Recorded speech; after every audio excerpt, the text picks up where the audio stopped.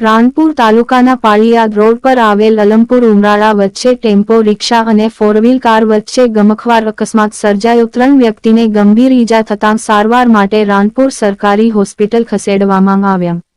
રાણપુર તાલુકાના રાણપુર પાળિયાદ રોડ પર આવેલ અલમપુર ઉમરાળા વચ્ચે છકડો ટેમ્પો અને ફોરવ્હીલ કાર વચ્ચે અકસ્માત સર્જતા 3 વ્યક્તિને ગંભીર ઈજા અને થતા સારવાર માટે રાણપુર સરકારી હોસ્પિટલ ખસેડવામાં આવ્યા હતા। મળતી માહિતી મુજબ પાળિયાદ તરફથી આવી રહેલ સ્વિફ્ટ ફોરવ્હીલ ગાડી નંબર GJ.05 JC.4338 રાણપુર તરફ જઈ રહી હતી અને ટેમ્પો રિક્ષા નંબર GJ.0140 વચ્ચે આવતા બંને વચ્ચે ધડાકાભેર અકસ્માત સર્જાતા ટેમ્પો રિક્ષા અને ફોરવ્હીલર ગાડી બંને વચ્ચે અકસ્માત સર્જાતા રોડની સાઈડમાં કાળિયા માંગ ખાબક્યા હતા। ત્યારે ઉમરાળા અને અલમપુર ગામમાં ચકચાર મચી ગયો હતો અને ટેમ્પો રિક્ષામાં સવાર 3 યુવાનોને ગંભીર ઈજા થતાં સારવાર માટે રાણપુર સરકારી હોસ્પિટલ ખાતે ખસેડવામાં આવ્યા હતા। ત્યાં સારવાર થતાં એક વ્યક્તિને માથાના ભાગે ગંભીર ઈજા થતાં ટાંકા લેવાની ફરજ પડી હતી અને બીજા 2 વ્યક્તિને પાટાપિંડી કરી હતી અને ટેમ્પો રિક્ષા ડ્રાઈવર અને તેમાં સવાર 2 યુવાનોનો આબાદ બચાવ થતા ગામ લોકોએ રાહતનો શ્વાસ લીધો હતો।